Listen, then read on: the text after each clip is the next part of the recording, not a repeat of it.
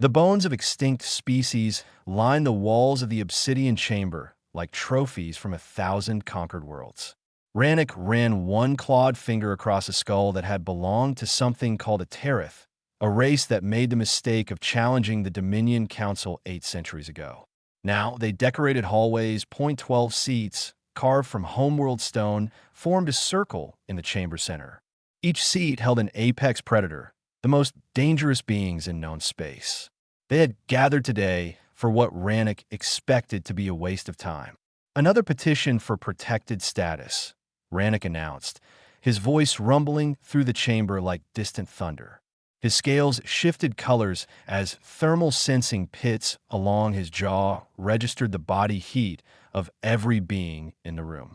From a humans of soul system. A bark of laughter came from across the circle. Garath, a young thornback warrior attending his first evaluation, crushed a metal goblet in his massive fist without seeming to notice. Humans, those soft pink creatures? I studied their biology before this meeting. They have no claws, no venom, no armor. Their young take years to become functional. This will be quick. Yenna, a Vashri huntress with silver fur and eyes that tracked movement in complete darkness, shifted in her seat. Her species communicated partially through scent, and right now her hunting pheromones filled the air, making lesser beings at the chamber's edges press themselves against the walls. I have heard strange rumors about humans, she said. Ships that disappeared near their territory. Scouts who never returned. Coincidence, Garath said. Or incompetence. Drell, the ancient Makari who had served on the council for 2 centuries, said nothing. His 16 different photoreceptors studied the chamber entrance with an intensity that made Rannoch uneasy. Drell had seen more species rise and fall than anyone alive. When Drell paid attention, there was usually a reason. The humans have made an unusual request, Rannoch continued.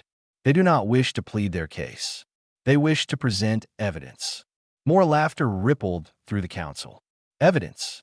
As if anything these fragile creatures could show would change the inevitable decision. Protected status required either a demonstrated benefit to the Dominion or proof that a species posed enough of a threat to make conquest costly. Humans appeared to offer neither.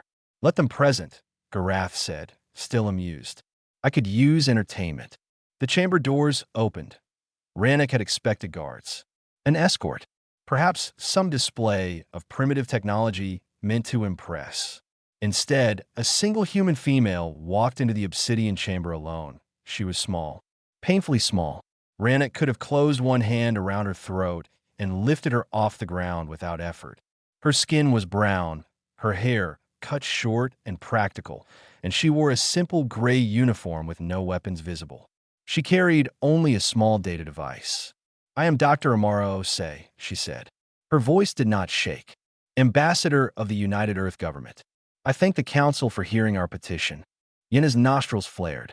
The Vashri could smell fear from a kilometer away, could track terror through walls and across days. She leaned forward, expecting the delicious scent of prey, recognizing predators. What she smelled instead made her freeze, in no fear. None at all. The human carried only a deep, settled sadness, old and worn like a scar that had healed wrong. You stand alone before the 12 deadliest species in the galaxy, Rannoch said, watching her with new interest. You show no fear. Is this courage or ignorance? Neither, Dr. Osei replied. It is experience. Garath snorted. Experience with what? Your species has existed in space for barely 30 of your years. We have ruled these stars for millennia. Dr. Osei looked at him directly. Most prey species could not meet a predator's gaze. It triggered instinctive submission responses, a survival mechanism burned into lesser beings across countless generations. The human did not look away. You have asked what qualifies humanity for protection, she said. I'm not here to beg for mercy. I am here to show you what humans do when we feel threatened. She held up the data device. With your permission, I would like to display some historical footage from Earth. Historical footage? Rannoch almost laughed. You wish to show us your mating dances? Your territorial displays. No, Dr. Osei said. I wish to show you our wars. Something in her tone made the laughter die before it started. Drell leaned forward, his ancient eyes focusing on the human with sudden intensity. In the shadows at the chamber's edge, a shape that had not moved in decades stirred. The Silith observer, a species so dangerous they were forbidden from council votes, turned its attention to the small human female. Very well, Rannoch said. Show us your wars, little human. Let us see what your species considers violence. Dr. Osei nodded. The chamber lights dimmed. Yenna inhaled deeply, still trying to understand the human scent. Sadness, yes. Something that might have been grief. But underneath it all, growing stronger as the first images appeared on the chamber's display screens, was something else entirely. Pride. Not the pride of dominance or conquest. Something stranger. Darker. The pride of a survivor. The footage began. The first image showed a landscape that looked like the surface of a dead moon. Craters filled with brown water. Trees reduced to broken stumps. And cutting across this wasteland, lines of ditches that stretched from one horizon to the other. Trenches, Dr. Osei called them. This footage is from approximately 180 years ago, she said. A conflict we call the First World War. Rannoch studied the image with mild interest. Primitive fortifications. Understandable for a species without natural armor. Then the footage began to move, and he saw the soldiers, thousands of them. Tens of thousands. They climbed out of the trenches and walked forward into a wall of fire. Machines mounted on tripods spat metal projectiles faster than the eye could follow. Human bodies fell in rows, in heaps, in waves. And still they came, running, crawling, dragging themselves forward through mud mixed with the blood of their fallen. Suicide charges. Garath asked, confusion replacing his earlier amusement. Your warriors had no will to live. They had every will to live, Dr. Osei replied. They advanced anyway.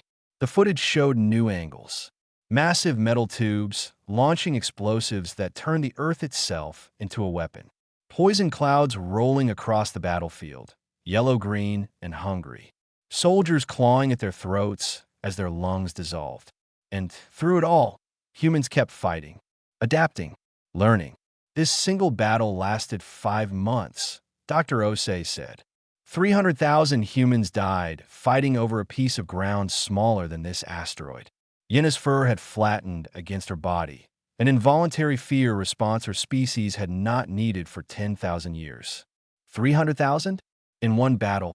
One battle, Dr. Osei confirmed. The war killed 20 million total. Silence fell across the obsidian chamber. 20 million. The number hung in the air like something poisonous. Drell spoke for the first time, his voice dry as ancient paper. How many humans existed at this time? Approximately 2 billion. The Macquarie's 16 eyes blinked in sequence. You killed 1% of your entire species. In 4 years. Over territory. Dr. Osei nodded. Rannoch felt something he had not experienced since he was young and weak. His species had no word for it. He had killed over 300 beings in ritual combat. He had bathed in the blood of his enemies and felt nothing but satisfaction. Watching humans murder each other by the million made something cold move in his chest. The footage changed. Now the explosions were larger. The machines faster. Aircraft screamed through the sky, dropping fire on cities filled with civilians. Tanks rolled across continents. Ships the size of cities burned on vast oceans. This was 20 years later, Dr. Osei said. We call it the Second World War. 20 years. Garatha's voice had lost all trace of mockery. You learned nothing from the first one. We learned everything from the first one, the human replied. We learned how to kill more efficiently. The footage showed cities burning. Not military targets. Cities. Homes. Schools. Hospitals. Humans dropped fire from the sky and burned other humans alive by the hundreds of thousands. Rannoch watched children running through streets of flame and felt the cold thing in his chest grow larger. Then came images that made Garath stand and leave the chamber. Camps. Fences. Humans sorted into lines, stripped of everything, and fed into ovens. Systematic extermination carried out with paperwork and schedules. Not war, Dr. Osei explained. Just murder. Organized, industrial, and efficient. 0.6 million dead in those camps alone. Killed not for territory or resources. Killed for being different. Garath returned, his massive form somehow smaller than before. He did not speak. The footage continued. A city appeared on the screen, beautiful in the morning light. People moved through streets, lived their lives, had no warning of what came next. Then a light brighter than any sun that a mushroom cloud rose over the ruins of what had been 100,000 lives. Then another city, another cloud. We created a weapon that splits atoms, Dr. Osei said, her voice flat and controlled. We used it on ourselves. Twice. Drell made a sound that might have been a word. The radiation. The land would be poisoned for generations. Yes. And you used it anyway. Yes. Rannick found his voice. How many died in this second war? 70 million. No one spoke. 70 million. In 6 years. With weapons that poisoned the very earth they fought over. Against their own species, Doctor. Osei let the silence stretch before she continued. After that war ended, we entered a period called the Cold War. For 40 years, humanity maintained enough nuclear weapons to destroy our entire planet several times over. We pointed extinction at ourselves, and we did not flinch. Why? Yena whispered. Why would any species do this? The human looked at her with eyes that had seen too much. Because we refused to be prey, even to ourselves. She paused the footage. Those were conflicts between human nations. Would you like to see what we do when we perceive an external threat? In the shadows, the Silith observer moved closer. The footage shifted again, and this time it showed individual humans rather than armies. A soldier crouched behind a broken wall, bleeding from wounds that would have killed most species. Enemy forces surrounded his position. He had no hope of survival, no chance of rescue. The logical response was surrender. The human checked his weapon, counted his remaining ammunition. Then he stood and charged directly into the enemy. Screaming something in a language the translator could not process, he killed 9 of them before he fell. Why? Garath asked, genuine confusion in his voice. He was already dead. Why keep fighting? Because surrender was not an option, Dr. Osei said. Not for him. More footage. A female human, small and unarmed, facing 3 attackers twice her size. She broke one's knee with a strike that should not have been physically possible. Took a knife wound to the stomach. Kept fighting. 1. We call this phenomenon survival instinct, Dr. Osei continued. But that name is wrong. Survival instinct tells a creature to run, to hide, to submit. What you are seeing is something else entirely. A burning building. Firefighters rushing inside despite the certain danger. 1 collapsed floor later, and 3 were dead, but they had carried out 11 civilians before the end. Humans running toward danger rather than away from it. A car accident. A child trapped underneath. The mother, a woman of average size and strength, lifted the vehicle with her bare hands. Medical reports documented the event. She should not have been capable of such a feat. Her muscles should have torn, her bones should have shattered. Instead, she saved her child. Your species can override its physical limits, Drell observed. Through what mechanism? We do not fully understand it ourselves, Dr. Osei admitted. We call it hysterical strength. In moments of extreme stress, humans can temporarily exceed their normal capabilities by significant margins. It damages our bodies. We do it anyway. The footage showed prisoners of war. Humans captured by other humans, subjected to years of torture. Starvation. Beatings. Psychological destruction. Year after year, they refused to break. Refused to provide information. Refused to give their captors the satisfaction of seeing them surrender. 1. Recording showed a man who had been held for 7 years. When asked how he survived, he smiled through broken teeth and said, I refuse to let them win. Rannick understood something then, something that made the cold feeling in his chest spread to his limbs. These creatures had no submission instinct. When cornered, when faced with certain death, they did not surrender. They became more dangerous, His species had hunted countless prey across a dozen worlds. The most dangerous moment was always the same, when the prey realized escape was impossible. That was when teeth came out, when claws found strength, when the dying struck back with everything they had. Humans existed permanently in that state. "You are pursuit predators," Drell said slowly. "I have studied your evolutionary history. You did not evolve to overpower prey. You evolved to outlast it." Dr. Osei nodded. "Our ancestors would chase animals for days. Not hours. Days. They would run until the prey collapsed from exhaustion, then walk up and kill it. No species on our world could outrun us over sufficient distance. This extends to warfare," the human continued. "We do not seek quick victories. If necessary, we will maintain a war for decades. Generations. We will teach our children to continue fighting after we die. You cannot wait us out. You cannot outlast us. We invented the concept of the marathon." Yenna's hunting instincts screamed warnings at her. Everything about these creatures was wrong. Prey species ran.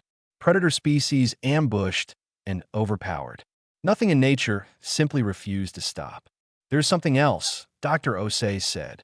The footage changed again. Now it showed human medics on a battlefield. They crawled through fire and death to reach wounded soldiers. Not their own soldiers. Enemy soldiers. Humans who had been trying to kill them moments before. The medics treated the wounds of their enemies, risked their lives to save beings who had been actively trying to end those lives. "I do not understand," Garath said. "They showed mercy to enemies?" "Not mercy," Dr. Osei replied. "Something more complicated. Humans can hold absolute hatred and genuine compassion at the same time. We can kill without hesitation and grieve our victims with equal sincerity. We consider this normal." The footage showed a soldier cradling a dying enemy, speaking soft words of comfort as the light faded from hostile eyes. The same soldier had killed that enemy's companions minutes before. "This," Drell said quietly, "is the most disturbing thing you have shown us." "Why?" Dr. Osei asked. "Because it makes you unpredictable. A creature driven purely by violence can be understood. Manipulated. A creature that switches between violence and compassion at will." The ancient Makari trailed off. "Can be neither," the human finished. "Yes, we know." Rannick finally asked the question that had been building since the footage began. "What would humans do if we denied your petition and declared you valid prey?" Dr. Osei's expression did not change. But Yenna caught something new in her scent, rising beneath the old sadness and the worn pride. Anger. Cold and patient and very, very old. The human did not answer with words. She simply cued the next segment of footage, and for the first time, the silent observer made a sound. The new footage was different, cleaner, more recent. These were not historical records, but strategic projections, military simulations, and intelligence briefings. The first image showed Earth from orbit, a blue world, small and fragile looking against the black void. Numbers appeared beside it. Population, 15 billion. Industrial capacity, detailed graphs that scrolled faster than even Drell could follow. Military assets, classified. In the 30 years since first contact, Dr. Osei said, humanity has not been idle. The simulation shifted to show human shipyards. Massive orbital constructions where vessels took shape in assembly lines that never stopped. The production numbers made Garath take an involuntary step backward. During our Second World War, a single human nation produced over 300,000 aircraft in 4 years. Dr. Osei continued. That was with technology from nearly 2 centuries ago. That was before we unified, before we had a common enemy to focus upon. You consider the Dominion an enemy? Rannick asked carefully. We consider everyone a potential enemy. It is how we survived our own world. The footage showed star maps now. Human-controlled space, marked in blue, had expanded significantly since first contact. 12 star systems under direct control. Mining operations in 40 more. Research stations scattered across the arm of the galaxy. We are fast learners, Dr. Osei said. Every piece of alien technology we have encountered has been studied, reverse engineered, and improved upon. Your faster-than-light drives took your species 3,000 years to develop. We replicated them in 8 years. We have already made them 30% more efficient. Yenna felt her fur rising again. You have been preparing for war. We have been preparing for survival. They're the same thing. The simulation changed to show tactical assessments. Species profiles appeared on the screen, one after another. Each of the 12 apex predator species on the Council analyzed in detail that should not have been possible. The Crashin profile appeared first. Rannick saw his own species dissected with clinical precision. Thermal sensing range and limitations. Armor composition and weak points. Psychological profiles based on observed behavior. Recommended countermeasures. Thermal decoys, cryogenic weaponry, targeted strikes to the sensing pits. You have been studying us, Rannick said quietly, since the moment we learned you existed. The Vashri profile followed. Yenna watched as human analysts documented her species' pheromone communication, their pack hunting tactics, their reliance on scent tracking. Recommended countermeasures, chemical disruption agents, isolation tactics, scent masking technology. Every species in this room has been evaluated, Dr. Osei said. Every strength cataloged. Every weakness identified. This is what humans do. We study what might threaten us. We find ways to neutralize those threats. It is our nature. The Thornback profile made Garath pale beneath his armored hide. The Makari profile caused Drell to close several of his eyes, a response his species only showed when deeply disturbed. You are not asking for protection, Drell said. You are telling us you do not need it. Dr. Osei inclined her head. We are offering you a choice. What choice? Peace, trade, alliance, cultural exchange, mutual benefit. She paused. Or war. We would prefer peace. But we are prepared for either. The Silith observer moved forward, emerging from the shadows for the first time. Its form was difficult to look at directly, a thing of angles and edges that seemed to cut the light itself. The council fell silent. The Silith had not spoken in this chamber for over a century. When it spoke, its voice was barely a whisper, but it carried to every corner of the room. I have watched 17 species attempt dominance over others. I have seen empires rise and fall. Predators who thought themselves supreme, brought low by prey they underestimated. The Silith turned its impossible gaze toward Dr. Osei. The humans are the first to have shown me footage of themselves. They want us to understand what they are. Why is that significant? Garath asked. Because this is not pride, the Silith said. This is not a threat display. They gain nothing by revealing their capabilities to us. In strategic terms, it is a weakness. They have shown us how to prepare against them. The observer moved closer to the human, studying her with senses that no other species could comprehend. They have done this deliberately.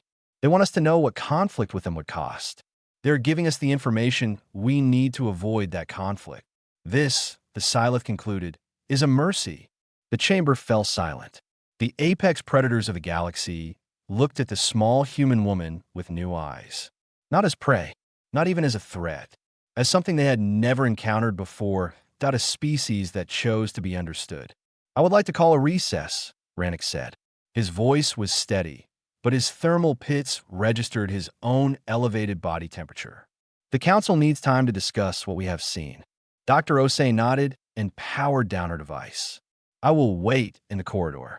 She walked out alone, just as she had entered. 12 apex predators watched her go, and not one of them felt the superiority they had felt an hour before. Rannick found the human in the corridor outside the obsidian chamber. She stood alone near a viewport, watching distant stars with an expression he could not read. The walls here displayed more trophies. Skulls and weapons and fragments of destroyed ships. Reminders of what happened to species that challenged Dominion authority. The human looked at them without visible reaction. You showed us footage of the atomic bombings, Rannick said, approaching her. His massive form cast shadows across the floor, but she did not flinch. I saw an image that has stayed with me. A mother trying to shield her child from the blast. Dr. Osei turned to face him. Something flickered behind her eyes. Pain, quickly controlled. Did she survive? Rannick asked. The human was quiet for a long moment. When she spoke, her voice was softer than before. No, the heat was too intense. The radiation too strong. She died holding her child. But she tried. Yes, she tried. Rannick considered this. On his world, protecting offspring was an instinct like any other. Parents defended their young because evolution demanded it. But the mother in that footage had known she could not succeed. The blast was already upon her. She had no chance of saving her child. She had tried anyway. Why do you show us these things? Rannick asked. The Silith spoke of mercy. But I think there is more to it than that. Dr. Osei looked back at the stars. I was a medic once. In 3 different wars. I saw what humans do to each other up close. I held soldiers as they died, enemies and allies alike. I know exactly what my species is capable of. Then why represent them? Why carry this burden? Because someone has to. She turned back to him, and he saw something in her eyes that reminded him of the oldest warriors of his own kind. The ones who had killed so many that death no longer impressed them. We did not ask to be what we are. We did not choose to evolve on a world that tried to kill us every day. But we survived. We conquered our planet. Then we began conquering ourselves. Our wars, our famines, our diseases, we fought them all. And we won. At terrible cost. Yes, at terrible cost. She nodded toward the chamber doors. The predators in that room have never faced anything like us. They hunt prey that runs or submits. They fight wars with clear winners and losers. They do not understand a species that will burn its own cities to deny them to an enemy, that will poison its own land rather than surrender it, that will fight to the last individual and count extinction as preferable to defeat. Rannick felt the cold thing in his chest again. You believe humans would do this? Against the Dominion? I know they would. I've seen what we do when we feel threatened. What I showed the Council today was us threatening ourselves. Imagine what we would do to an external enemy. Heavy footsteps echoed down the corridor. Garath approached, his earlier arrogance completely gone. He stopped several meters away from the human, showing a respect he had not offered before. I owe you an apology, the young Thornback said. I mocked your species. I called you soft and weak. I was wrong. Dr. Osei shook her head. You are not entirely wrong. We are soft. We are physically weak compared to most species in this galaxy. Our children are helpless for years. We die from injuries that other species would barely notice. Then how have you survived? Because we refuse to accept our weaknesses as limitations. Because when the universe tells us we cannot do something, we find a way to do it anyway. Because we are too stubborn, too angry, and too creative to simply lie down and die. Yenna appeared from another corridor, her fur still flat with stress. The council is reconvening. The vote will happen soon. Dr. Osei nodded and began walking back toward the chamber. Rannick fell on his step beside her. I have killed over 300 beings in ritual combat, he said quietly. I have never felt fear. Not true fear. Not the kind that makes you question what you thought you knew about the universe. And now I have watched humans kill millions of their own kind without hesitation. I have seen you create weapons that poison worlds. I have seen you refuse to stop fighting even when fighting meant certain death. He paused at the chamber doors. I think I finally understand what fear is. Dr. Osei looked up at him, the apex predator who had dominated every species he had ever encountered, the killer who had bathed in the blood of his enemies. Good, she said simply, and walked into the chamber to hear humanity's fate. Nobody removes their glove in space. The cold alone can kill you in seconds. But Ronnie Devi was already pulling hers off as she floated toward the creature that had made entire civilizations disappear. The silent horn hung in the void like a piece of night that had broken free from the universe. 20 meters of living shadow, covered in spines that seemed to exist in multiple places at once. Every species in the galaxy knew what these creatures did. They appeared. Things died. End of story. Through her earpiece, Ambassador Pearl's voice was sharp with panic. Human, return to the station immediately. This is suicide. This is exactly the reckless behavior your species is known for. Ronnie kept moving forward. Behind her, through the observation windows of Research Station Horizon 7, she knew dozens of scientists were watching. They expected to see her torn apart. Some of them probably wanted to see it, if only to prove that humans were as foolish as everyone believed. She thought of her grandmother's stories. Back in India, before the cities swallowed everything, villages existed beside tigers. Most people feared them. Some few learned to read their moods, to understand when a tiger was curious rather than hungry. Those people survived not by running, but by paying attention. The silent thorn's spines shifted, not toward her, away from her. That Ronnie's heart pounded so hard she could hear it in her helmet. Every instinct screamed at her to flee. But she had spent 15 years studying creatures across 100 worlds, and she recognized that movement. It was not aggression. It was uncertainty. The creature was afraid of her. That made no sense. Silent horns destroyed fleets. They ate the energy of dying stars. What could possibly frighten something like that about a small human woman in a maintenance suit? She reached out her bare hand. The surface of the silent horn was not flesh. It felt like touching solidified darkness, cool and strange and somehow alive. The moment her skin made contact, images exploded through her mind. Loneliness. Endless, crushing loneliness stretching across millions of years. The cold between galaxies where nothing lived and nothing called out.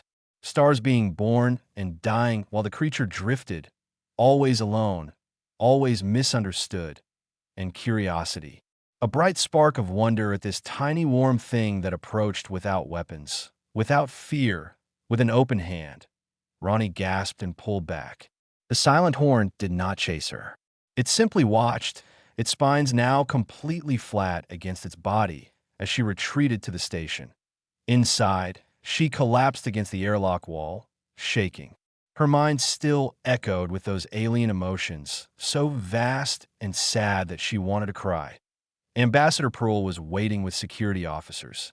The tall, translucent Valorian looked at her with something between disgust and horror. You touched it. You actually touched one of those things. They're not things, Ronnie said. Her voice came out rough. They're intelligent. They're ancient. And they're lonely. Pearl's thin face twisted. Your research credentials are suspended, effective immediately. I am recommending to the Galactic Council that humanity be formally censured for this act of reckless endangerment. Ronnie did not argue. She was too tired, and she knew no one would believe her anyway. She let the security officers escort her to her quarters, where she sat on her bed and tried to process what she had experienced. The silent horns were not monsters. There was something else entirely. Something the galaxy had never bothered to understand, because everyone was too busy being afraid. 3 days passed. Ronnie stayed confined to her quarters, awaiting transport back to Earth. Her career was over. 15 years of work, destroyed in 5 minutes of what everyone called madness. Then the alarm started screaming again. She ran to the nearest observation window, expecting to see the station under attack. Instead, she saw the silent horn floating just outside the defensive barrier. It was not moving toward them. It was simply there, waiting, and beyond it she saw something else. A massive debris field, chunks of rock and metal tumbling toward the station at killing speed. The station's sensors had not detected it yet. The debris was hidden in a sensor shadow that the silent horn had somehow known about. The creature had positioned itself between the station and the danger. Its spines were extended now, not in threat, but forming a kind of net. As Ronnie watched, the first pieces of debris struck the silent horn and vanished, absorbed into its dark body like stones sinking into water. IT was protecting them. Pearl appeared beside her, staring at the scene with wide, colorless eyes. That is not possible. They do not do this. They have never done this. Maybe, Ronnie said quietly. No one ever gave them a reason to. The silent horn caught every piece of debris. When the danger passed, it turned toward the observation window. Ronnie could have sworn it was looking directly at her. Then it drifted away into the darkness and was gone. Pearl said nothing more. But Ronnie saw the doubt in those alien eyes. The first tiny crack in a wall of fear that had stood for thousands of years. She pressed her hand against the cold glass, remembering the feeling of that strange, dark surface against her palm. "I'll find you again," she whispered. "I promise." Somewhere in the void, she thought she felt an answer.